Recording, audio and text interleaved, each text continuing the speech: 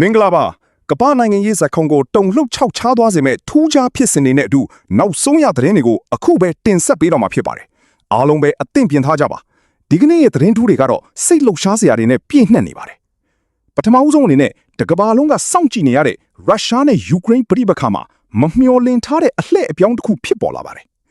အမေရိကန်သမ္မတဒေါ်နယ်ထရမ့်ရဲ့တောင်းဆိုချက်အရရုရှားနဲ့ယူကရိန်းနှစ်နိုင်ငံစလုံးဟာ3 ရက်ကြာအပြစ်အခက်ရက်စဲဖို့နဲ့အကျဉ်းသားလဲလှယ်ဖို့သဘောတူညီချက်ရရှိသွားပြီဖြစ်ပါတယ်။ဒါဟာနှစ်ပေါင်းများစွာကြာမြင့်နေပြီဖြစ်တဲ့စစ်ပွဲအတွင်းမှာအလွန်တရာမှထူးခြားတဲ့ငြိမ်းချမ်းရေးခြေလှမ်းတစ်ခုဖြစ်ပြီးသမ္မတထရမ့်ရဲ့နိုင်ငံတကာတန်တမာရေးရအောင်မြင်မှုတစ်ခုအဖြစ်ရှုမြင်ခံနေရပါတယ်။တကမ္ဘာလုံးကတော့ဒီ3 ရက်တာအပြစ်ရက်မှုဟာရေရှည်ငြိမ်းချမ်းရေးအတွက်လမ်းစာဖြစ်လာမလားဆိုတာကိုအသက်ရှူအောင်ပြီးစောင့်ကြည့်နေကြပါတယ်။ဗြိတိန်နိုင်ငံဘက်ကိုလှည့်ကြည့်အောင်ပါ။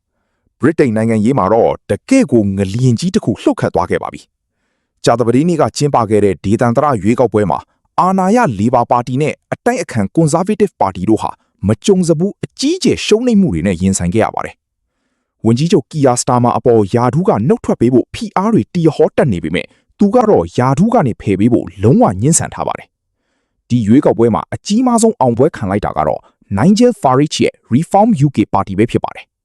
Farage ကတော့ဒါဟာဗြိတိန်နိုင်ငံရေးရဲ့သမိုင်းဝင်အပြောင်းလဲကြီးပဲလို့အားရပါးရကျုံးဝလိုက်ပါတယ်။ဒါအပြင် Green Party နဲ့ Liberal Democrat တွေကလည်းနေရာအတော်များများမှာအနိုင်ရရှိခဲ့ကြပြီးဗြိတိန်ရဲ့အစဉ်လာနှစ်ပါတီစနစ်ဟာအခုတော့သေဆုံးသွားပြီလို့ Green Party ခေါင်းဆောင်ကပြင်းပြင်းထန်ထန်ပြောဆိုလိုက်ပါတယ်။ဆက်လက်ပြီး American ပြည်ထောင်စုရဲ့ပြည်တွင်းရေးသတင်းတွေကိုတင်ဆက်ပေးပါမယ်။အိမ်ဖြူတော်အတွင်းမှာတော့ယာထူးအပြောင်းလဲတွေအတွက်လှိုင်းလေထန့်နေပါတယ်။သမ္မတထရန့်ဟာ FDA ကော်မရှင်နာဒေါက်တာမာတီမာကာရီကိုယာထူးကနေထုတ်ပယ်ဖို့ပြင်းပြင်းထန်ထန်စဉ်းစားနေတယ်လို့သတင်းတွေထွက်ပေါ်နေပါတယ်။ FDA အတွင်းကဖျိုးဖျဲဖြစ်မှုတွေဝန်ထမ်းတွေနှုတ်ထွက်ကုန်တာတွေနဲ့ကိုဝင်ဖြတ်စည်းကိစ္စတွေအပေါ်ကင်တွယ်ပုံတွေကိုသမ္မတကစိတ်ပြက်နေတာကြောင့်အခုလိုအပြောင်းလဲတွေဖြစ်လာနိုင်တာပါ။တစ်ချိန်တည်းမှာပဲထရန့်အစိုးရဟာအမေရိကန်အမျိုးသားဥယျာဉ်တွေနဲ့တော်ရိုင်းတရိတ်ဆန်ဘီးမဲ့တော်တွေမှာအမဲလိုက်ခွင့်ကန့်သက်ချက်တွေကိုဖြေလျှော့ပေးလိုက်ဖြစ်ကြောင်းကြေညာလိုက်ပါတယ်။နောက်ထပ်လူအများစိတ်ဝင်စားနေတဲ့သတင်းတစ်ခုကတော့ထောင်ထဲမှာတိတ်ဆုံးသွားခဲ့တဲ့ Jeffrey Epstein ရဲ့တေတန်းစာတို့ယူဆရတဲ့မှတ်စုတစ်ခုကိုနယူးယောက်တရားရုံးကအများပြည်သူသိအောင်ချပြလိုက်တာပဲဖြစ်ပါတယ်။ဒီမှတ်စုဟာ Epstein ရဲ့လျှို့ဝှက်ချက်တွေကိုဖော်ထုတ်နိုင်မလားဆိုတာစိတ်ဝင်စားစရာပါ။တစ်ဖက်မှာလည်း Congress လွှတ်တော်အတွင်းမှာဂီလိန်မတ်စ်ဝဲကိုလွှတ်ငင်းချမ်းသာခွင့်ပေးဖို့ဆွေးနွေးမှုတွေရှိနေပါတယ်။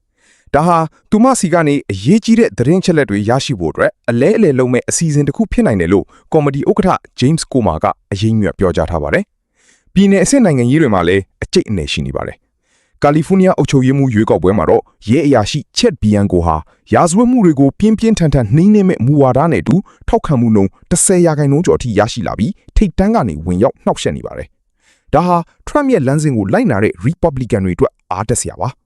ဗာဂျီးနီးယားမှာလည်းဒီမိုကရက်တွေရေးဆွဲထားတဲ့မဲဆန္ဒနယ်မြေမြေပုံတွေကိုတရားရုံးချုပ်ကပယ်ဖျက်ပေးလိုက်တာကြောင့် Republican တွေအတွက်2026ကြားဖြတ်ရွေးကောက်ပွဲမှာအခွင့်အလမ်းကောင်းတွေပွင့်သွားခဲ့ပါပြီ။နောက်ဆုံးအနေနဲ့ Texas ပြည်နယ်က Democratic အမတ်လောင်း2ဦးရဲ့အားပြိုင်မှုကိုတင်ဆက်ပေးပါမယ်။ဝါရင်အမတ် Al Green နဲ့လူငယ်အမတ် Christian Minifiro ဟာရုပ်တံစကားစစ်ထိုးပွဲမှာအချင်းချင်းအကြီးအကျယ်တိုက်ခိုက်ခဲ့ကြပါတယ်။